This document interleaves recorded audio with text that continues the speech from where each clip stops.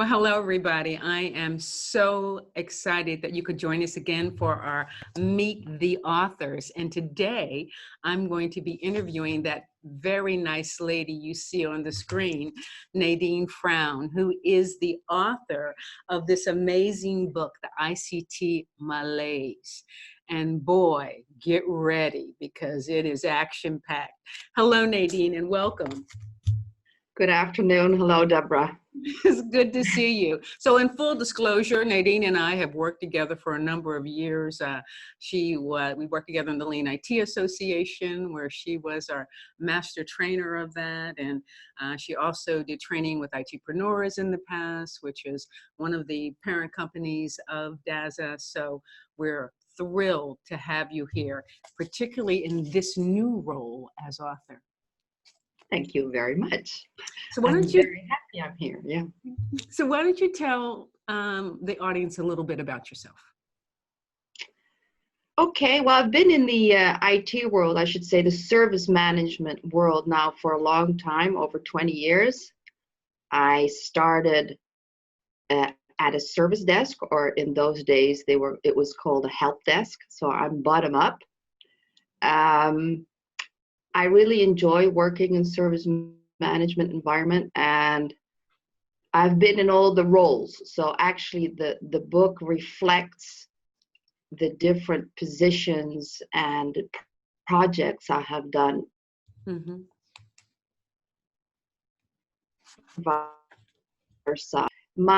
You said tell a bit about yourself. I've done many projects worldwide, but mostly in Europe, I must say, on all those different sides.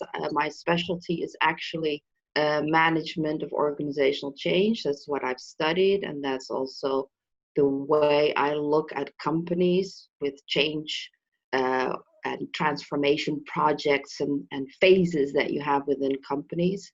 So that's a very, you could say, human approach, because in the end, it's the people who have to change even when you introduce new ways of working or you're optimizing processes. So as I said, I've done all kinds of projects for profit, non-profit organizations in Europe.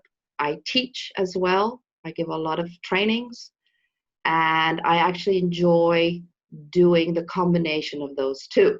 And it is my personal opinion that you can only train well and teach well if you have the experience in the field.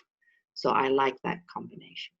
And how did this book come about? Because we're going to talk about this, and we're going to spend quite a bit discussion on this particular book. So how did this book come about? Well, actually, I was asked by the editor to talk about what I was saying. Well, I should bring it back to you, Deborah, because I did some master classes for you. You just introduced me, you told me, and the editor heard me speak about Lean IT. And they contacted me and said, hey, we like the way you approach the subject. Have you ever thought about writing a book? I said, sure. And that's how it came about. But I told them, well, if I'm going to write a book, I'm not going to write just about Lean. I have been in the field now for over 20 years. So I have a clear opinion about how things are going and from what I've observed. So I will talk about much more. So they said, okay. Oh, you have a clear appearance. You have definitely have a clear opinion. So for the audience, I just want you to read the whole title for you of the book. It's called The ICT Malaise, a Diagnosis and Cure for the Dysfunctional Information Communication Technology Service Delivery Workflow. Now, we're going to get right to it. And I'm going to start with the preface. And I want to read something to you right when the book is started. Yeah, I have it here. So Are you ready?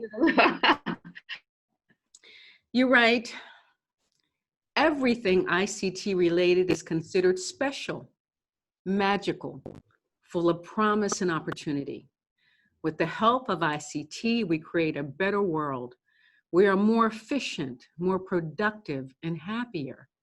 The ICT infrastructure and environment are stable and flexible.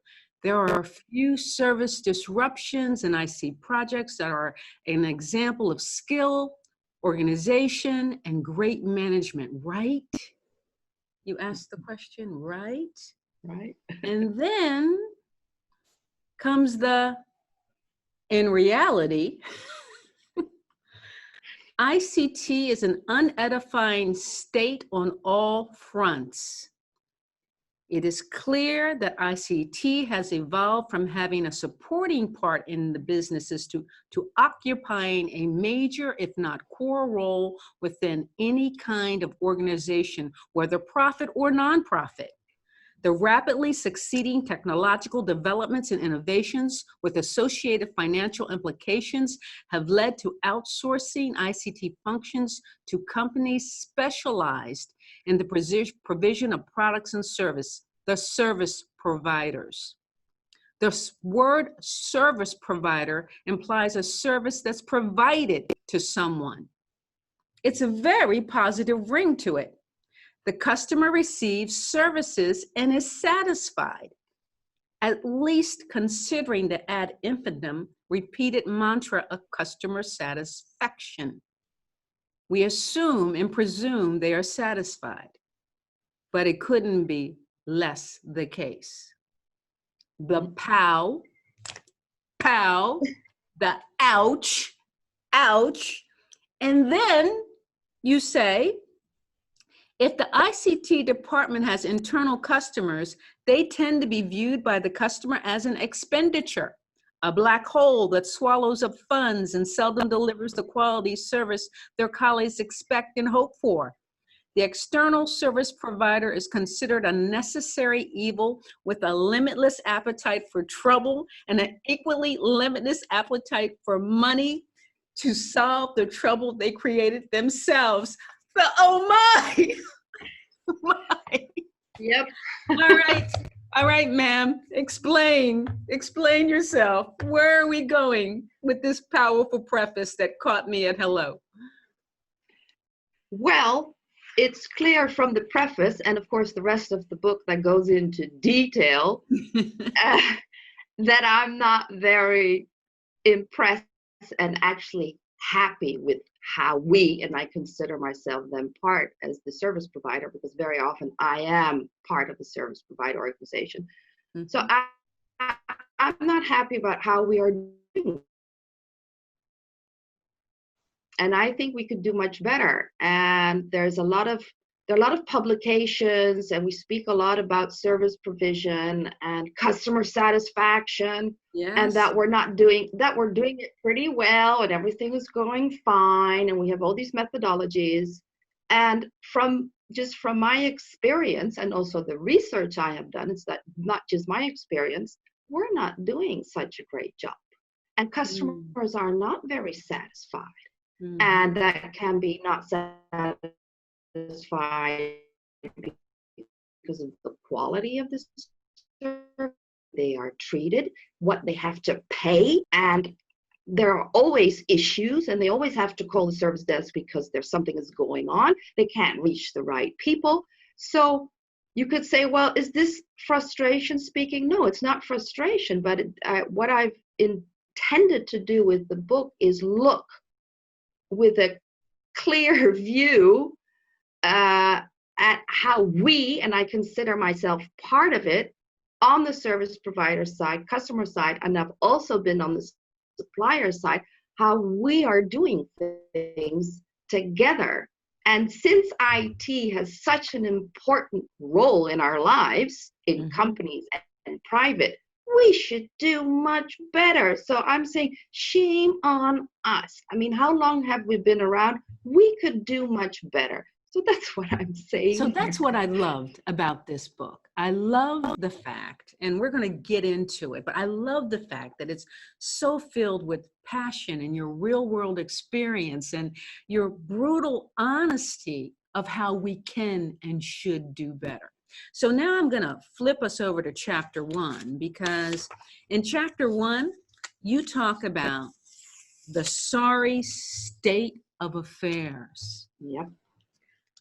I feel a sense of deja vu here because I remember the 80s and the 90s when everything was happening. You know, back then I was working for a big tech company and, you know, a lot of movement was happening across IT. We knew something was about to change and we were running to help make it happen.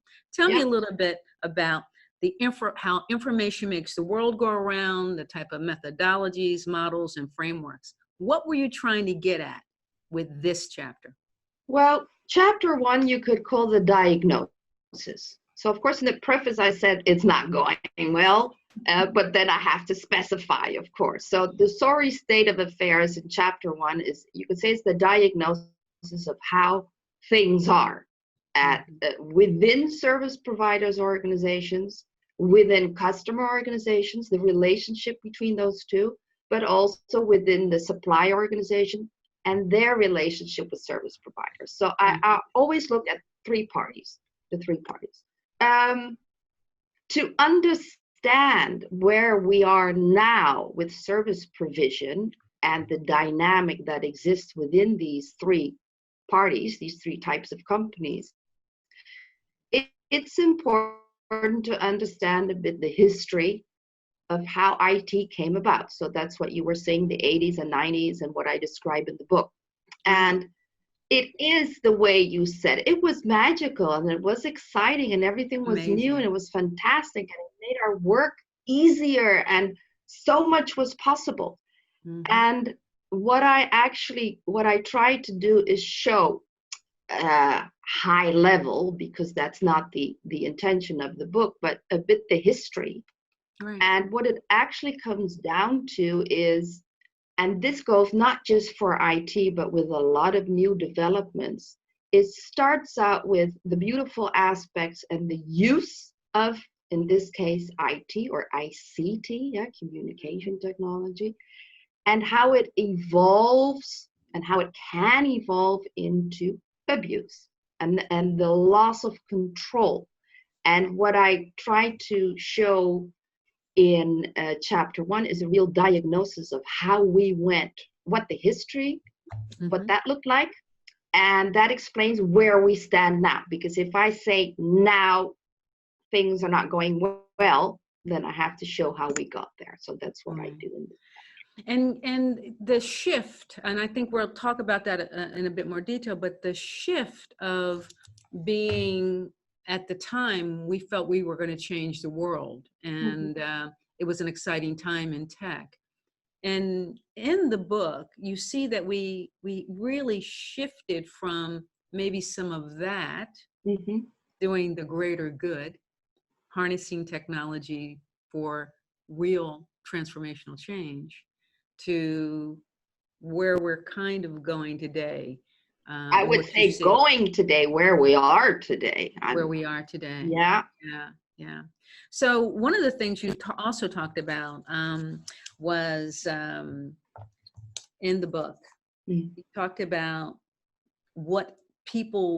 how people work in ICT and the type of professionals that are attracted to it, and how they like to solve problems and be technical. And then you also talk about how that's, and forgive me because I have stickies everywhere, so I'm making a lot of noise. You also talk about, the movement toward digital, and you specifically talk about things like Devops and where that fits. And my question for you, being a part of the Devops Agile Skills Association, is, do you believe that the digital world and the management of that, can it deliver on the things that it's supposed to deliver on? Because you say, the question is, does DevOps take away the stigma? And that's my question to you. Does DevOps help take away this type of stigma that you see, because it's focusing on the way people work and interact together, or not so much? I think, it's a very good question. I couldn't approach and talk about all the methodologies and frameworks that exist, but I took the main ones. And so I think they are all useful. Mhm. So also DevOps and Lean and ITIL and COVID, they're all useful, but there it comes. Goodbye. I find that one, a lot of new frameworks and methodologies are introduced. So my impression and my opinion is actually that it goes too fast. It's hyped. All these new methodologies are hyped. And what I'm actually saying in the book is there are a lot of methodologies already there that are fine. Right. If we implement them well, if we work accordingly and we don't cut corners, and that's what we do. So I think there's a lot of good stuff out there, and DevOps is also part of that. Right. But let's really then implement it and work accordingly, because if we're not careful, we introduce DevOps and then in a few years we introduce something else. Because that's what we're seeing now. We're always looking for this, the big solution and the magical new big thing that's going to solve all our problems. And what I'm actually saying is we already have so many methodologies and frameworks and models available. Let's do it right then instead of always searching for something else. So I'm a bit careful. That's why I'm a bit careful with being very enthusiastic about new developments. I'm not saying they're not good. I'm just saying let's be aware. Is this really going to help us? Is this good for our organization? Because not all new developments are good for all organizations. Well, this is true, but I think one of the biggest challenges, so that when we talk about the 80s and 90s and that magical time of, innovation and technology and the things that we were building and these great frameworks that were coming out and IT best practices that were coming out, today what we see is the move to digital.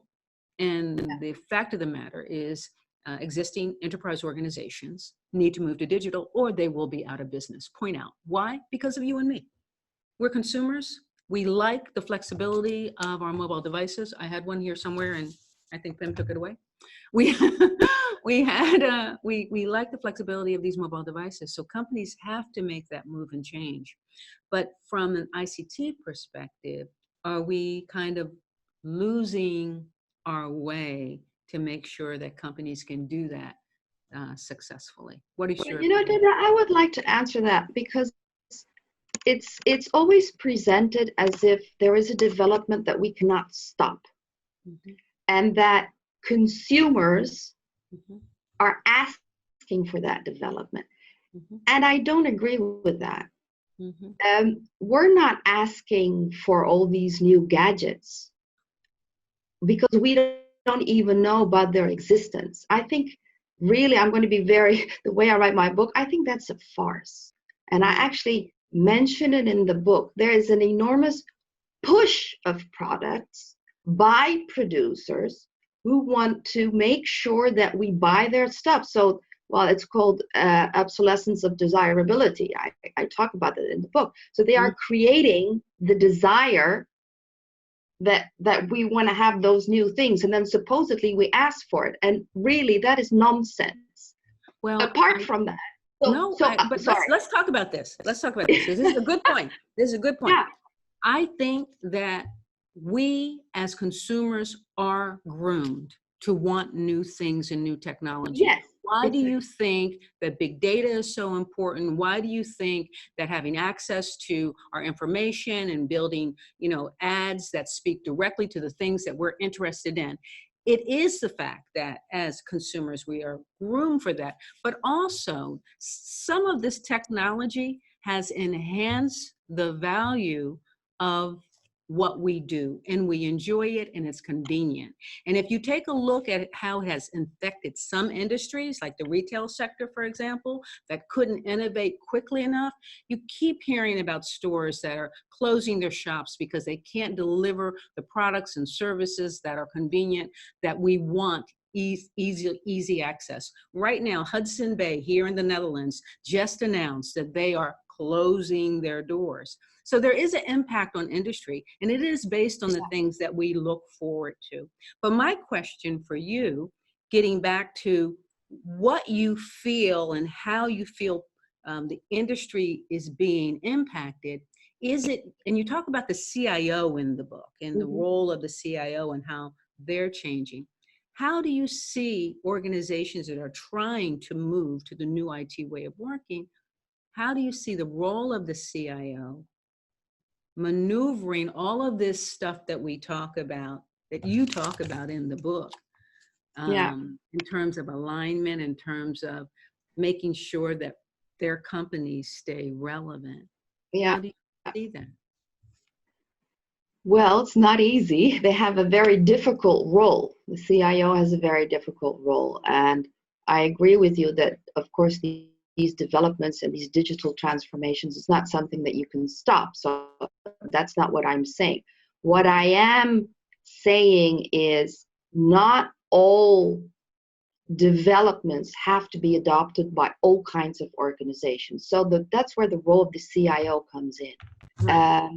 I'm an advocate of awareness and consciousness. So instead of going with the hype, because things are hyped very much, the CIO has this very important role, and really on strategic level, of understanding these new developments, and if they are useful for his or her organization.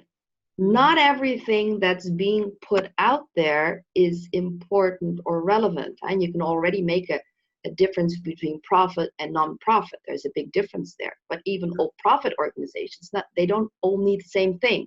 So the CIO is really the person who needs to understand well what is coming, and in the future, what's coming, and the new developments, and in what direction it's going, and what the impact will be for the sector his company is working in, plus the impact for the specific company he is or she is CIO for. Yeah, we get used to saying his, let's say her. Yeah, so we mean the same thing. So yeah, the CIO, it's an interesting question. And when I was investigating this, and also from my own experience, I met all kinds of CIOs, and some are really on strategic level, right? And others are more tactical, and some CIOs are very operational. So I think that the CIO position and role is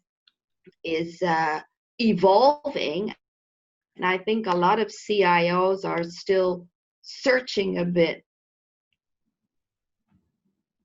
what they should do, and how it relates then to what kind of IT strategy, or I should say ICT strategy, they have. And then of course the challenge for the CIO is, as well, is what is his or her position with the other C-level executives. And that's also interesting. Is he or she taken seriously? And or is the whole ICT aspect just, you could say, delegated to the CIO, and CEOs and CFOs and CTOs or whatever think, okay, that's not my problem. He or she will think about it. And since technology is so important, it should be a shared responsibility. But what do you see as the role of the service providers in helping C-level executives, particularly CIOs, get to where they need to be in that understanding? Because although CIOs do, and I absolutely agree with you, and I've met a lot of CIOs along the way as well, particularly in the work when I go around talking about DASA, many of them are still, figuring it out. They're on the job, figuring it out. They're working with the business unit managers. They brought Agile in. They, trying to change the way that they work. They're trying to meet the new performance metrics that you need if you're going to go digital. But the role of the service providers, how do you think they can help guide C-level executives? Or do you think they don't? They can, but that's also an issue, of course, which I address, is are are you just selling a product and a service, and then you're happy because you sold it and that's it? Okay, I'm being a bit blunt here. Or do you consider yourself as a service provider as a more of a partner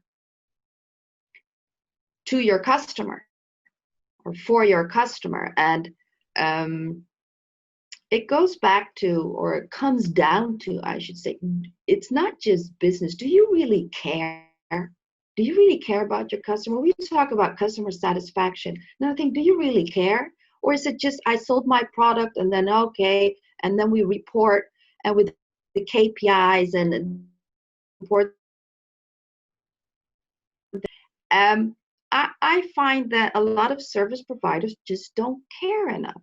If you really are serious about customer satisfaction and being focused on the customer, you want to help your customer, and you will think with your customer, and you will really put yourself into the position of the customer and help them with that digital transformation.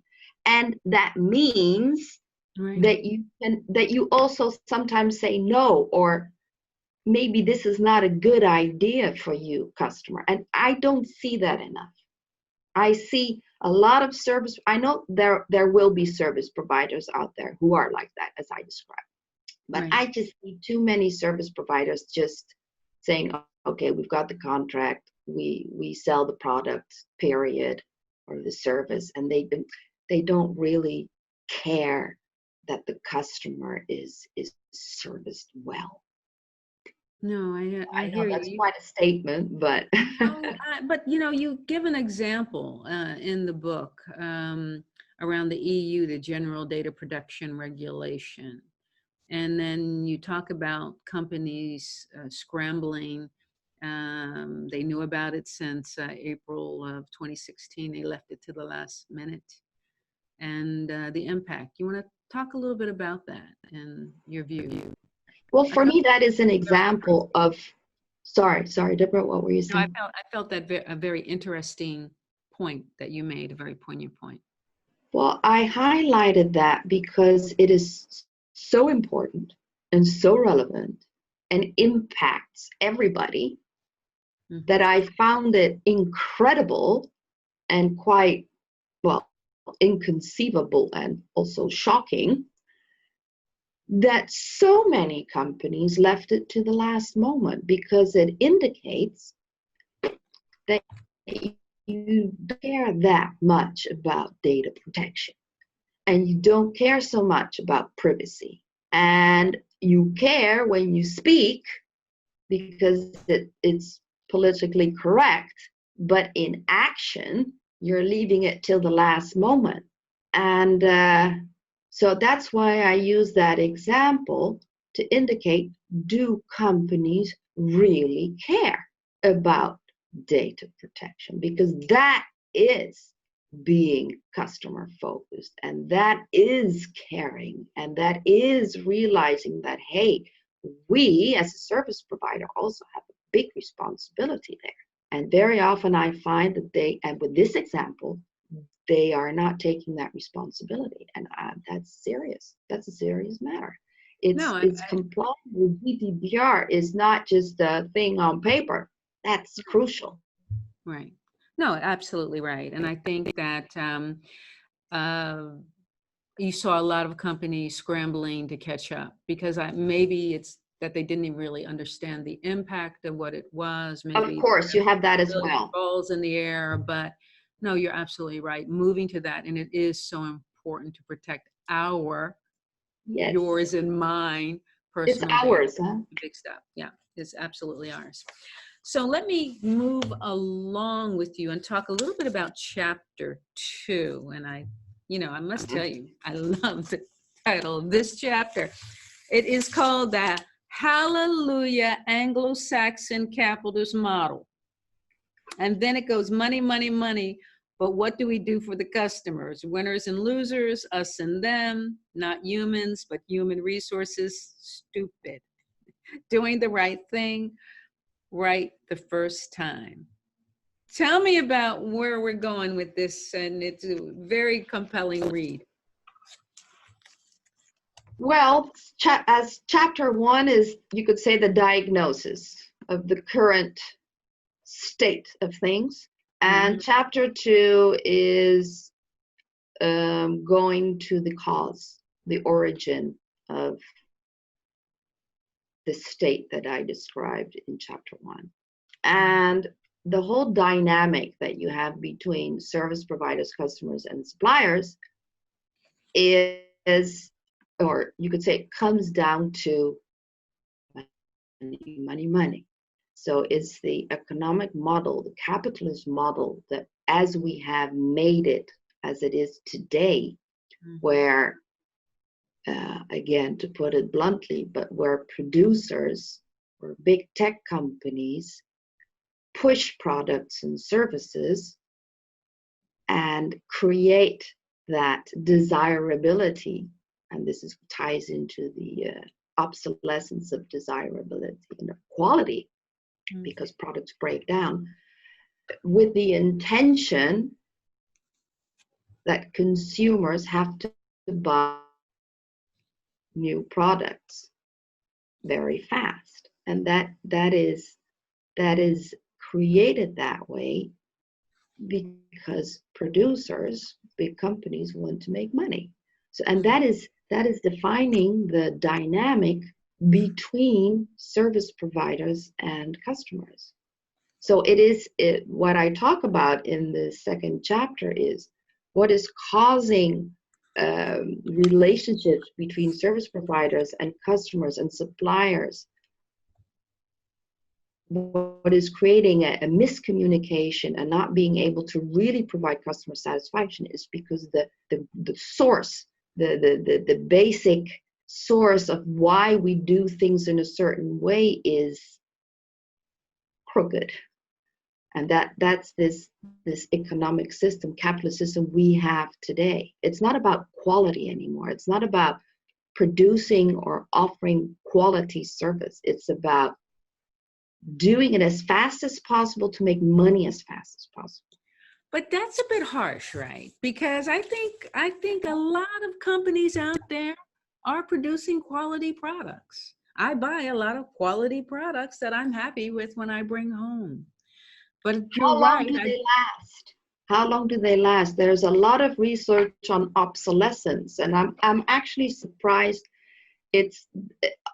obsolescence is not talked about more. To take a very simple example, remember the printers that you would buy in the past, and they could last for a very long time. Now they produce printers in such a way that they break down at a certain point. That's obsolescence of quality. I'm not making that up.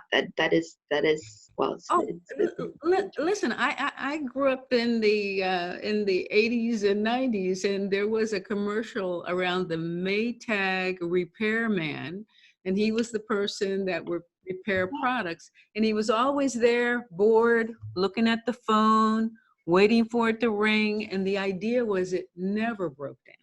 When I had a house, have a house in Virginia that I bought, was 30 some years old. When I bought it, that refrigerator was still there, and it lasted another 10, 12 years before I had to replace it. So no, I absolutely think that things don't last the way they used to. But I also think that, would we move to something newer or better, or just keep it if it just kept running? And I don't know. I think it's up to you. You have different types of obsolescence. So yeah, of course you have the obsolescence of functionality. So it breaks down, you need something new. That's fine, that's normal, things break down. But what I'm talking about here is planned obsolescence. And they call it of quality and desirability. Planned obsolescence of quality is that you make or design a product to break down at a certain point. That is not ethical. And what we do at the same time is create a lot of waste. Yeah.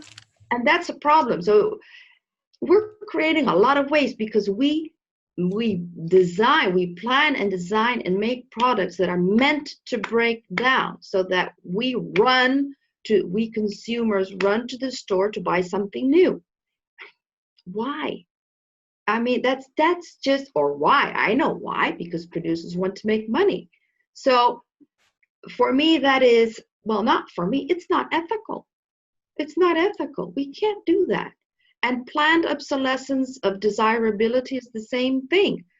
We are meant to believe, but that's where consumers also have a responsibility, that, I'm going to run to the store. I'm not going to say which product, but we all know, there's a new phone of a certain brand. We have to go run and buy it because it's the new thing I really need it, because I need to be in. And if I don't have it, I'm out. I need that phone. I need that phone. You need to understand that I need that. Supposedly, we need the new. That is, and that's where consumers have to be a bit. We shouldn't play that game. They just want us to spend money. But if you have the money to spend and you want that phone, I think still not. Why? To be in and to show that that's what companies want. But the serious thing is the impact of the amount of waste also that we produce. Well, that is an absolute fact, that we are creating more waste and we are creating more pollution, and we're creating more than we've ever in generations, if you take a look at what we're seeing. So that point. And Deborah, if I may say, sorry, I'm just interrupting you. Interrupt me, but that's how we roll. It's okay. It's also, because you've read the book, you've seen, it's a bit, you could say, philosophical as well, and it's not just related to IT. You could apply it to any sector, actually, which produces a product. Yeah. It's this whole mindset that we live in nowadays. It's of the mindset of buying and consuming. It's as if that is what life is all about. We're buying new stuff. We're buying new products. We're consuming all kinds of services, and so we have to have the latest model. That is what is. Then I would say, is that what life is about? Just buying new stuff all the time that we supposedly need? And so we get into this, and it influences the dynamic that you have of going back to service providers and customers. It creates, it influences this dynamic and this interaction and communication that you have, which is not good. Well, I think there's two ways that I look at it, right? I think that people have this free will, and they work hard and they earn their money, and if they want to buy it on a new gadget or a new thing, that's their decision to make. Of course. But I do very much agree with you in terms of the amount of waste that's being created in the marketplace, and what we as consumers need to be thinking about when we're doing that in our planet in the future that we will leave for our children. And so, I would even say, Deborah, reacting to your free will, are you sure people really have free will? Because that implies that they are aware and conscious of what they are doing. And I wonder if they are aware. Well, I know a few aware people because I deal with them every day. And I'm talking to you, and you're pretty aware. So yeah, I do think a lot of people are aware, but a lot of people, they have the choice, their value system, what they look like, what their world is. But so that the part that we just discussed is really interesting, but you go a step further and you talk about the planned obsolescence of humans. Now you have me concerned. So explain what you mean. Okay. Yeah, this is a strong statement. I realize that. Yes. Well, we talked about obsolescence and the planned obsolescence of quality and desirability. And the developments that we see nowadays is, and if we look at companies and employees now with less resources, they have to do more. And also employees are considered resources. Right. We don't, and then human resources. I just freak out when I hear that. They're not a resource. They're human beings who have expertise and skills and who work.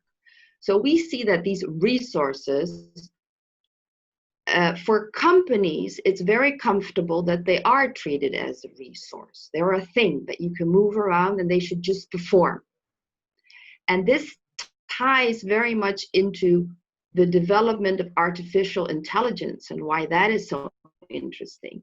Because robots, we like robots and machines becoming more and more human and human characteristics, and then we're amazed how similar they are to human beings. And the human beings, because they have a voice and that's uncomfortable and they can disagree, are treated more and more like machines, like a resource. We even insert chips so that we would be able to monitor them. So you see the human beingness of humans being reduced more and more and introduced into companies, robots and machines. And that's very comfortable because they can work very hard and you can program them and they don't disagree with you and they don't have emotions. And that's what I find a very scary development and what I call planned obsolescence of humans. Yeah, but look at the Industrial Revolution and when they introduced technology to do things that humans couldn't do, that was a real benefit, and it built industries like the automotive industry and many other industries. This whole robotic approach to things, I think, is just the next iterative of that. And when you have technologies like on the mobile phones, if you have Siri or you have this one who's talking and navigating and telling you what to do and with a human voice so that you understand it, it does feel, I get that there's kind of a merging of human and technology. But that's artificial intelligence, Deborah. So it's more than just a robot. We're going past that. Mm-hmm. And then you can ask yourself the question, okay, if they make decisions based on algorithms and based on what kind of decisions will they make based on what and for whom and for whose benefit? And I think these are questions that we should ask ourselves and be very aware of, and not just say, oh, every new development is great. What does that mean for us humans? And you see this happening. The idea that you would insert a chip somewhere, that already indicates that we're going in a direction that we should have augmented reality and then glasses. And why? Why not? Yeah, why not see reality as it is? But I don't have to have it augmented for what? To see what? I think that here you go in the sense of there will be people out there that want that chip. There will be people that want that vision, that augmented reality. And there will be people like you and I that won't want it. But Deborah, will we have the choice? Because then you say there will be, but we can reach the point where we have no choice, and it is required that everything becoming digital.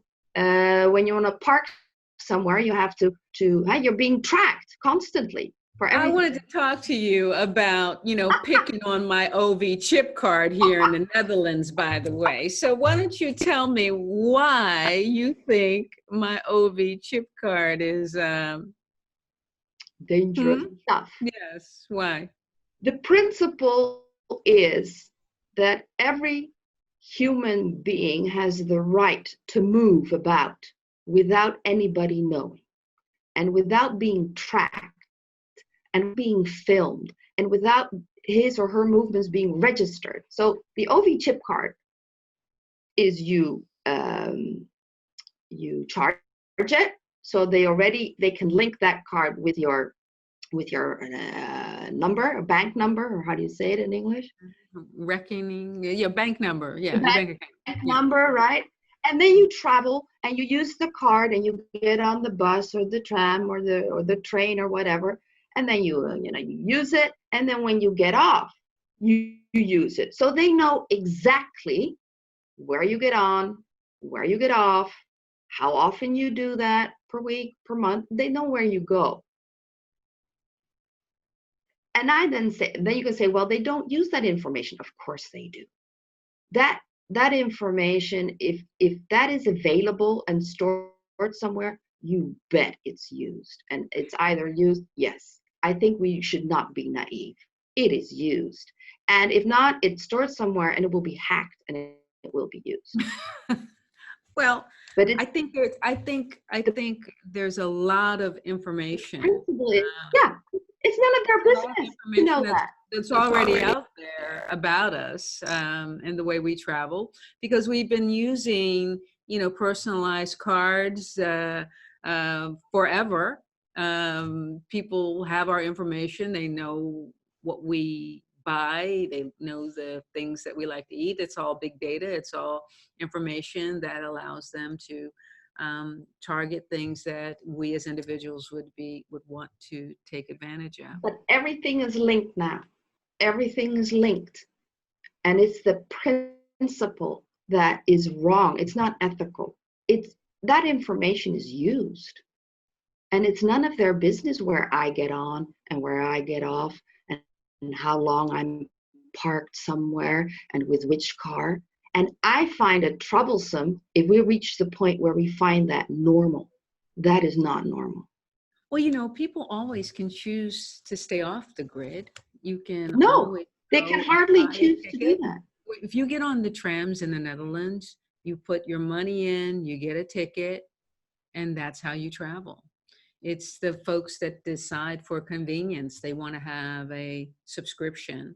So, if I'm traveling every day from The Hague to Rotterdam, it's convenient for me to have my card. Of course it is convenient. On the tram and having to, put my money in. Of course it is convenient, but and even if I buy a single ticket, I still have to scan it. It's the same thing. Yeah, but they don't know your identity. They don't know the identity. But if I bought it with my bank card, so everything is linked. And they say, well, information is not linked. You bet it's linked. You bet it is. And I'm just saying, be careful, people. And actually, what I'm saying is this what we want? Is this the kind of reality we want? This is very, you could say, Big Brother, but it is happening. I'm not the only person saying it. It's just that, are we aware of where these developments are going? Well, I think a lot of people are aware. And I think that the book that you write and the book that you've written here is very eye-opening to a lot of people with where you see technology going. And it's one of the things that I really enjoyed reading about it. Also, I really enjoyed the way that you tie it kind of all together based on not only your real world knowledge, but the research that you've done and the folks that you've spoken with and just the experience that you have. So it's refreshingly directly making you feel, oh my goodness. Oh my goodness, and that is a good thing. Well, Deborah, actually, your reaction, that's exactly what I wanted. The only intention I have with this book is just to make people think. Mm-hmm. And everybody is free to do with it what they want and free to disagree. I mean, that's fine. Mm-hmm. I have no problems with that. But what I intended was, hey, do we realize what we're doing? And now I'm going back to as service providers and customers and suppliers. Right. And is this what we want? And is this the system we really want to create? And do we want to operate in this way? And do we realize where things are going? And then what is our responsibility and our role within this system we have created. You talk about the fear factor, though. So in chapter 3, you talk about the fear factors, Yeah. professionals versus zombies, burnout, ethical obsolescence, all of that. And in that, you're painting a picture of, I think, for individuals to think about what they're doing and make the right choices for themselves. Is that where you wanted to take us as your audience in that reading? Yes, because as you will have read, I talk about companies, and it's the system, whether it's the service provider or the supplier or the customer. But a system or a company is a group, a combination of individuals. Every individual has its role within creating the system as it is. And that's where this chapter really goes to, is how do we, or how do I, if I say an individual, right? What is my attitude and what's my behavior and what are my choices every single day that I am in that company? Because I am also creating the culture that exists in that company. So if I say, this is fine and I don't care and I'm indifferent, if more people say that, we create a certain environment. So what I'm actually saying in this 3rd chapter, there is a fear factor. A lot of people fear expressing themselves because of the repercussions. They feel that they cannot speak when they see certain things that they don't like, etc., etc. We all have a responsibility there. And there is a lot of fear within the organization as a whole, but also individually. There's a lot of fear in people, and I'm saying, don't be afraid. Act You out. wrote it. I highlighted this part because I felt that it's absolutely point on. You wrote, fear freezes people, paralyzes them. The old survival mode kicks in. You keep a low profile and you hope the danger will disappear. In the animal world, creatures play dead as a survival technique. Employees play dead too. The corporate dead who keep a low profile to survive and eventually drift as dead wood to the top. Don't protest too much. Don't disagree. Don't rock the boat. That's how fear works. And for those in the decision-making positions who benefit from little questioning and critical observation, this is very useful. Yeah. Wow. Yeah. Yeah. And I think as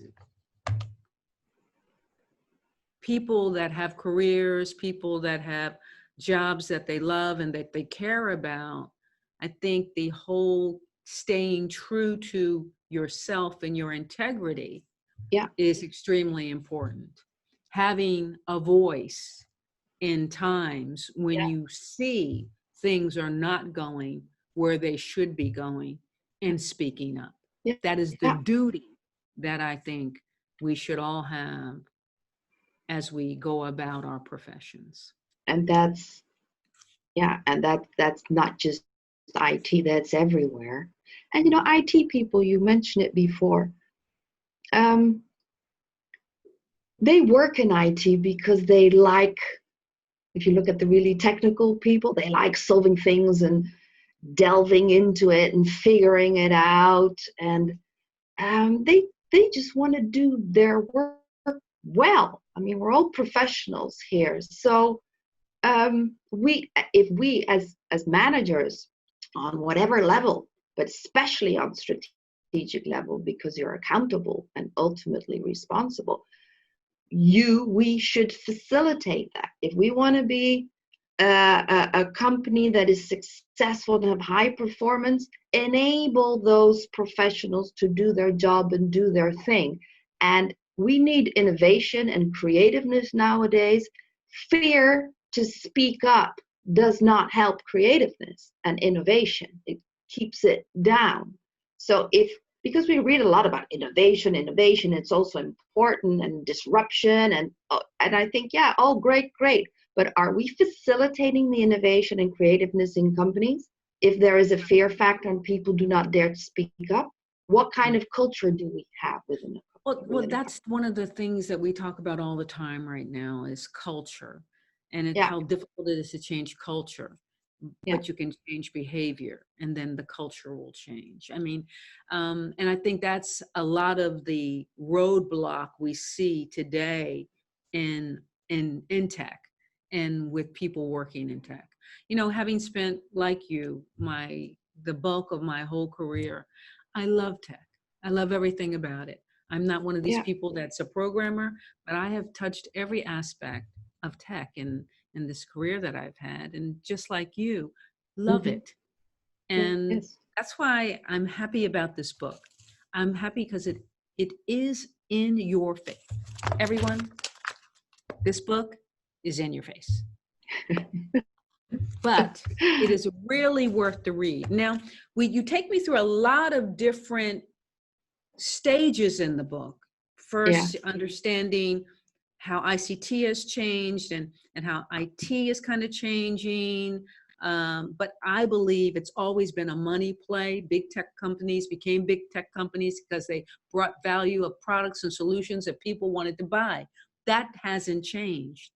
But is it more now because they have more ability to know more about us and have brought us along to really enjoy the products and services that we have, whether or not we've been groomed for it or whether or not we just love it. I mean, some of the technology that I have today, I would never give it back. You'd have to pry it out of my cold dead hand because it's not happening. But by the same token, are we becoming more robotic? Is it happening? You take me through a lot of different phases in this book, but then in chapter 4, you kind of change the tone and you start talking to us about the way forward. And share with me and the audience a few of your views on what we need to do to not get caught in this IT malaise and to make our way through it. Well, I always bring it back to, and that's the diagnosis I write about in the first chapter, is the dynamic between service providers, customers, and suppliers, and how that is working. I call it the Bermuda Triangle. So it's not going very well, and all kinds of stuff happens, and communication doesn't go very well, and the information flows, and the service delivery, et cetera, et cetera. So what I do in chapter 4 is, in 2 and 3, I talk about how all these things, the cause and the source. And then the way forward is, I'm very pragmatic.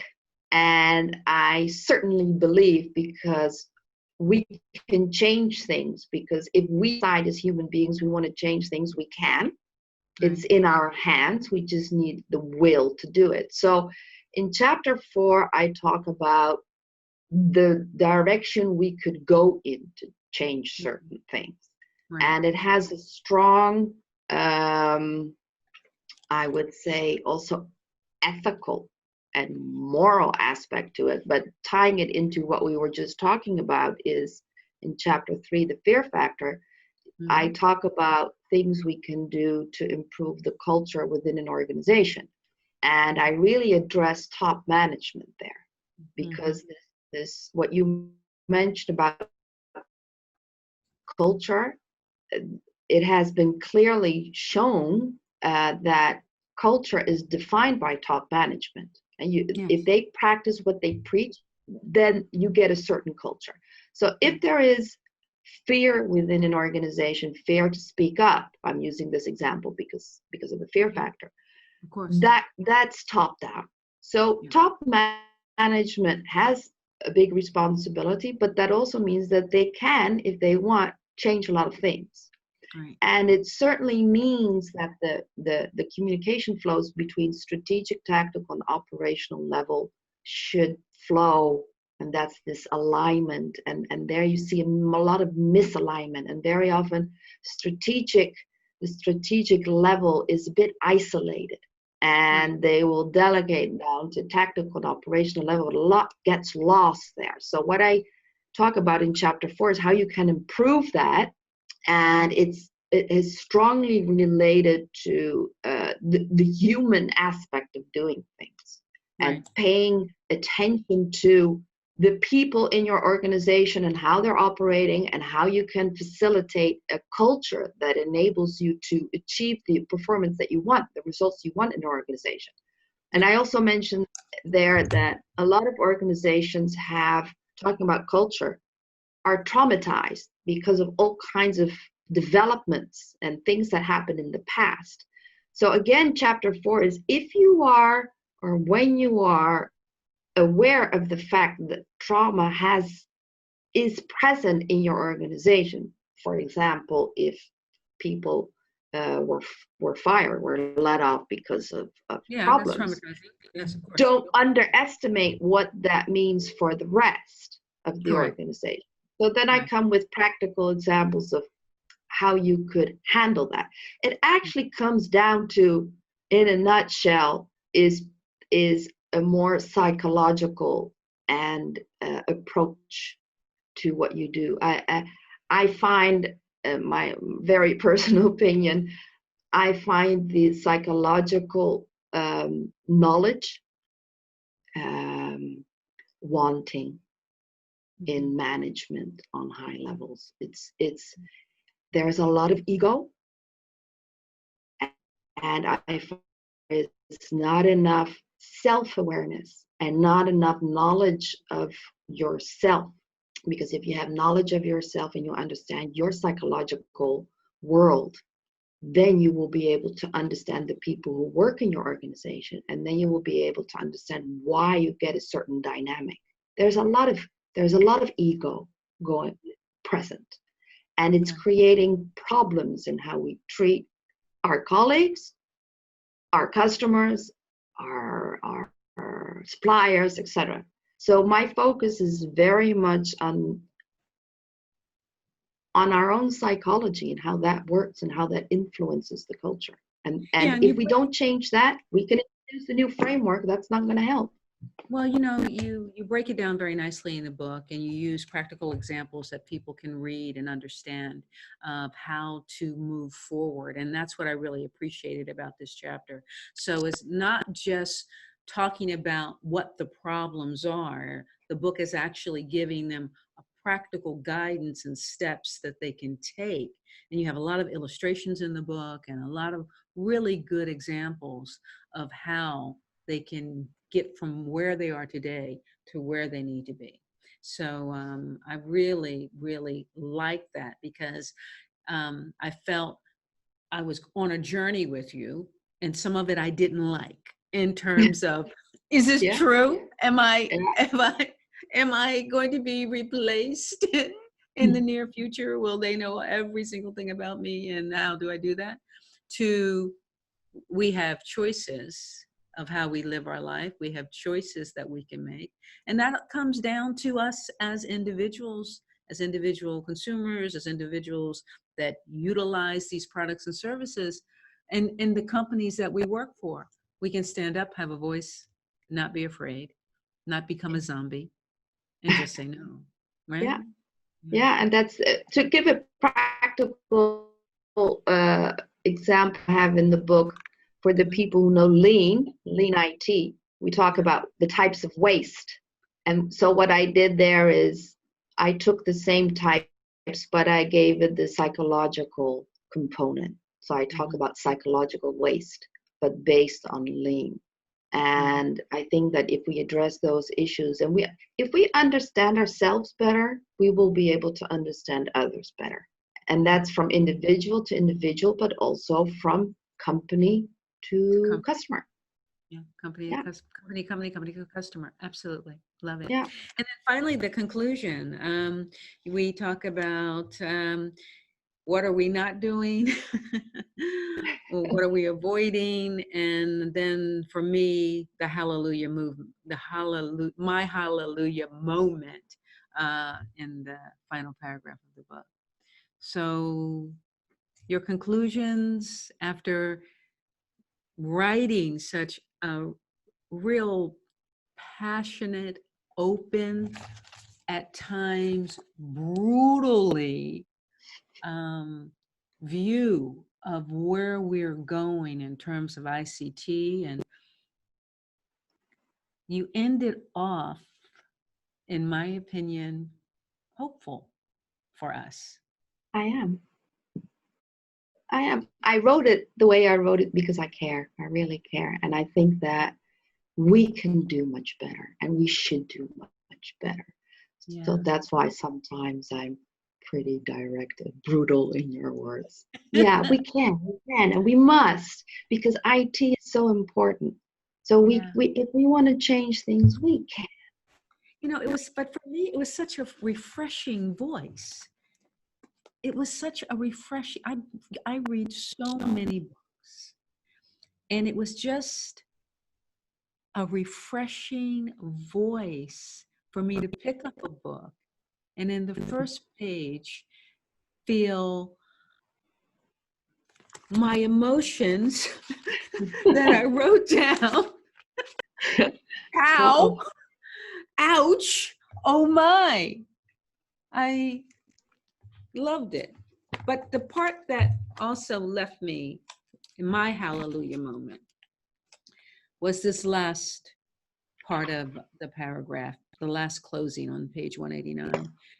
You wrote, for those when reading this book who consider it naive to think we can change an economic system, the current way of business interactions and of living a value-based life, I think it's naive to think we continue on this track. And something else, is this the best mankind can do, having arrived at the 21st century? Is this our best creation? Love that. That was my hallelujah moment. So, Nadine, you're welcome. I just can't thank you enough. Number one, for writing this book. Number two, for sharing it with our audience, that I encourage all of them. I encourage all of you to go out there and get this book and have a read. It is a very easy, quick read because you get so, Nadine talks in such a voice that just compels you to keep reading until you are at the end, and you'll have your own opinions. And that's what I think you're trying to get us to do, to have our opinions, to take a look at what's happening and use care as we go forward in our own individual journeys and transformations and the way we use technology and the way we work in our organizations. Thank you. Yes, thank you for inviting me. It's been a big pleasure. It's been a pleasure. And I'm glad that it was interesting for me to hear your reaction. And it's nice talking about it and just sharing ideas. And that's the whole reason I wrote the book, is just to make people, and everyone decides what he or she wants. That's just fine. Let's keep talking. We will keep talking. The next time, you know how. So, my friend, hope to see you soon. I must add, if I may, in relation to chapter 4, I'm actually going to write a second book where I give very precise guidelines. Great. So that's going to be really hands-on. Yeah. And that's what I wanted to ask you. Is there another book coming? So it's good to know. Yes, it's coming, and it's going to be it's like a guidebook. It's going to be very hands-on, how to introduce those suggestions that I already indicate in the book. Yeah. Okay. All right. So everybody, you have to read this one to get ready for the second one. Nadine, thank you again. Thank you. Bye, love. Bye-bye.